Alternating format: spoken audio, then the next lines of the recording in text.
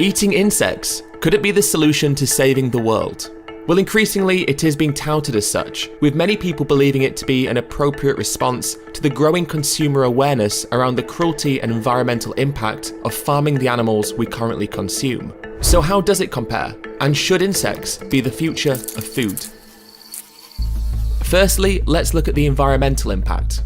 It is well documented by this point that animal farming is simply not sustainable. Although if you want to find out more about its impact on the environment, then check out this video that's popping up in the top corner right now. So is insect farming a more sustainable option than our current system of animal farming? Simply put, yes. In Thailand, which is currently the largest producer of farmed insects, cricket farming produces half as much CO2 as chicken farming and uses 25% less water.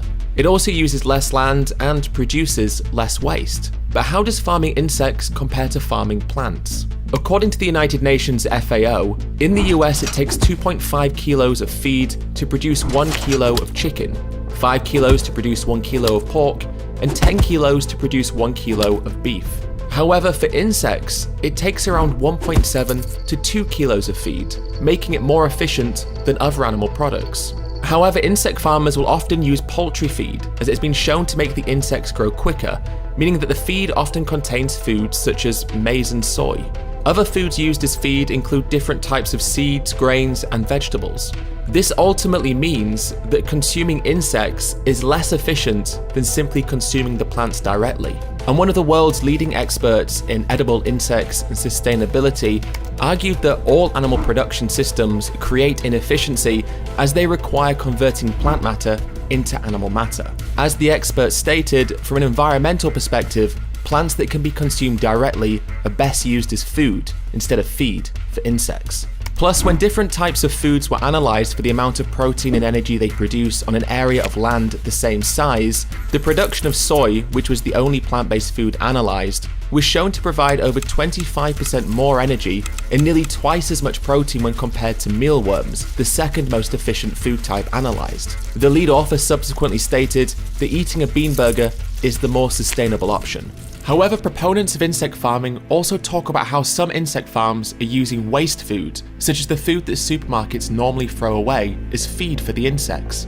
But there are two main issues with insect farming using waste food. Firstly, it needs to be commercially competitive with feeding insects specialised feed, which is the common practice right now. However, a study analysing the impact of different diets on farmed crickets showed that compared to processed food waste from supermarkets, crickets fed on poultry feed ended up with a 75% larger gain in weight than those being fed the processed food waste, and they gained that larger weight 6 days faster as well. This means that using a specialised feed is a more commercially viable and efficient option for insect farmers, just as it is for animal farmers who raise pigs, chickens, and the animals that we currently eat. And secondly, there needs to be a consistent supply chain of waste products, which means that we are building a system of food production that is reliant on there being food waste. That means that if the food waste stops, we then have to start growing feed for the insects and we go back to square one. In other words, at a certain point, the food stops becoming waste and simply becomes a necessity for the industry. In effect, it becomes feed. From a sustainability perspective, we want to reduce the existence of food waste to begin with, not repurpose it and make it something that an entire industry is reliant on. But what about the ethical argument? Currently, around 1.2 trillion insects are killed each year to be used as animal feed and human food, with that number set to rise considerably in the near future. This number also doesn't include the additional 2 trillion wild-caught insects who are estimated to be killed for food each year as well. Insects are commercially farmed in plastic trays or bins, where they spend their lives until they reach slaughter weight. They are normally killed by being packed tightly together and then frozen into a block, or by being ground up and turned into a powder. Alternatively, some companies will steam, boil, or suffocate the animals to death. In truth, the ethics of what we do to insects comes down to the insect's capacity to suffer and experience subjectively, in essence their sentience. With the available knowledge that we have now on animal sentience, we might take the position that eating insects is morally preferable because they are less sentient than animals such as pigs, cows, chickens, fish, and the animals that we conventionally consume. However, this argument misses the point. The question isn't, are they as sentient as other farmed animals, but are they sentient in a morally relevant way? Firstly, insects have a nervous system and nociceptors, often referred to as pain receptors. They can possess endorphins and have been shown to have the ability to learn, such as avoiding stimulus that they associate with causing a negative experience, or actively choosing certain stimulus that they associate with a reward, such as food. Fruit flies act in a way that suggests that they experience chronic pain, and in the case of crickets, they have been shown to react to receiving morphine, staying in a box that was getting progressively hotter for a longer period than the crickets that were not given morphine. After 5 days of being given morphine, they even started exhibiting signs of addiction when they were no longer given the opiate. So for all of the scientific ambiguity that does still exist around the sentience of insects, they possess biological systems and display behaviors that make them deserving of moral consideration.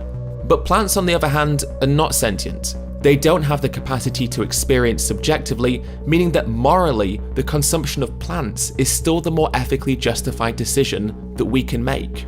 This becomes especially important when stacked against the sheer numbers of insects that would need to be killed to replace the animals that we currently farm and kill. For example, we would need to slaughter around 363,000 crickets to get the same number of calories that comes from one slaughtered cow.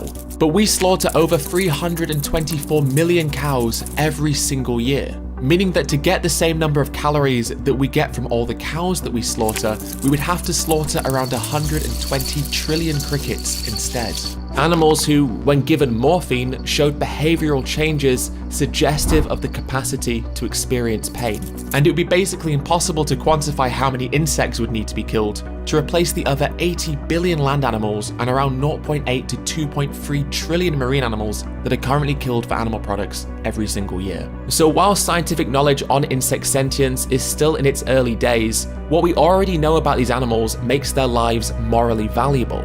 And it makes creating a system that would end up slaughtering an entirely incomprehensible number of them a serious moral concern that we are ethically obligated to avoid. For if we choose to ignore what has already been suggested about the consciousness of insects, we may one day, in the same way that we have in regards to the sentience of other non-human animals, realize that their capacities exceed what we once thought. Simply put, insect farming is not an adequate solution to the ethical or sustainability issues surrounding our current system of animal farming. Growing plants directly for human consumption is still the most efficient use of resources and is also the best way to reduce the suffering that we cause to animals as well.